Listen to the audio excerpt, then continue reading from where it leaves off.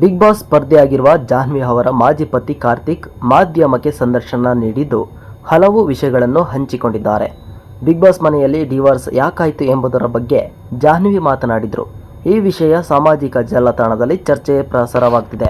ಜಾಹ್ನವಿ ಮಾಡಿರುವ ಆರೋಪಗಳಿಗೆ ಕಾರ್ತಿಕ್ ಮಹಡಿ ಮೊದಲ ಬಾರಿ ಪ್ರತಿಕ್ರಿಯೆ ನೀಡಿದ್ದಾರೆ. ಇಬ್ಬರದು ಡಿವೋರ್ಸ್ ಆಗಿದೆ. ಜಾಹ್ನವಿ ನೀಡಿರುವ ಹೇಳಿಕೆಗಳಿಂದ ಡಿಸ್ಟರ್ಬ್ ಆಗುತ್ತಿದೆ. ಈಗ ನನಗೂ ಒಂದು ಸಂಸಾರವಿದೆ, 10 ತಿಂಗಳ ಮಗಳಿದ್ದಾಳೆ. ಪದೇ ಪದೇ ಇಂತಹ ಹೇಳಿಕೆಗಳಿಂದ ಮನಸ್ಸಿಗೆ ಬೇಸರವಾಗುತ್ತಿದೆ ಅಂತ ಹೇಳಿದರು.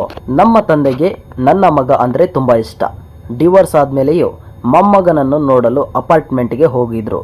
ನಮ್ಮ ತಂದೆಗೆ 72 ವರ್ಷವಾಯಿತು. ಅವರನ್ನು ಒಳಗಡೆಯೂ ಕರೆಯದೆ ಹೊರಗೆ ನಿಲ್ಲಿಸಿಯೇ ಅವಮಾನ ಮಾಡಿದ್ದಾರೆ. ಮೊಮ್ಮಗನ ಮುಖವನ್ನು ಸಹ ತೋರಿಸಿಲ್ಲ. ನಮ್ಮ ತಂದೆ ಮೊಮ್ಮಗನನ್ನು ನೋಡಬೇಕು ಅಂತಿದ್ದು ಕಳಿಸು ಅಂದರೂ ಕಳಿಸಲಿಲ್ಲ. ಏಪ್ರಿಲ್ನಲ್ಲಿ ತಂದೆಯ ಸಾವಾದರೂ ಜಾಹ್ನವಿ ಬರಲಿಲ್ಲ ಅಂತ ಕಾರ್ತಿಕ್ ಹೇಳಿದ್ದಾರೆ. ನಮ್ಮ ತಾಯಿಗೂ ವಯಸ್ಸಾಗಿದೆ. ಮಾಧ್ಯಮ ಮತ್ತು ರಿಯಾಲಿಟಿ ಶೋಗಳಲ್ಲಿ ಈ ರೀತಿ ಹೇಳಿಕೆ ನೀಡುತ್ತಿರುವುದರಿಂದ ನಮ್ಮ ಮನೆತನದ ಗೌರವಕ್ಕೆ ಧಕ್ಕೆಯನ್ನುಂಟು ಮಾಡುತ್ತದೆ.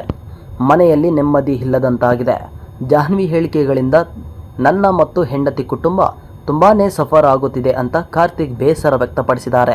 ಅಧಿಕೃತವಾಗಿ ಡಿವೋರ್ಸ್ ಪಡೆದುಕೊಂಡು 1 ವರ್ಷ ಆಗಿದೆ. ಆದರೂ ನನ್ನ ಬಗ್ಗೆ ಮಾಹಿತಿ ಸಂಗ್ರಹ ಮಾಡಿ ತಪ್ಪು ಹೇಳಿಕೆಗಳನ್ನು ನೀಡುತ್ತಿರುವುದನ್ನು ಗಮನಿಸಿದರೆ ಜಾಹ್ನವಿ ಅದು ವಿಕೃತ ಮನಸ್ಸು ಎಂದು ಅರ್ಥವಾಗುತ್ತದೆ ಅಂತ ಕಾರ್ತಿಕ್ ಮೊದಲ ಪತ್ನಿಯ ಬಗ್ಗೆ ಕಿಡಿಕಾರಿದ್ರು. ಮಗನ ಶಿಕ್ಷಣಕ್ಕಾಗಿ ವರ್ಷಕ್ಕೆ ಇಂತಿಷ್ಟು ಹಣ ನೀಡಬೇಕೆಂದು ನ್ಯಾಯಾಲಯ ಸೂಚಿಸಿದೆ. ಆ ಹಣವನ್ನು ಜಾಹ್ನವಿ ಖಾತೆಗೆ ಹಾಕುತ್ತಿದ್ದೇನೆ. ಏನೇ ಆಗಲಿ ಅವನು ನನ್ನ ಮಗ ಅಂತ ಹೇಳಿದ್ರು.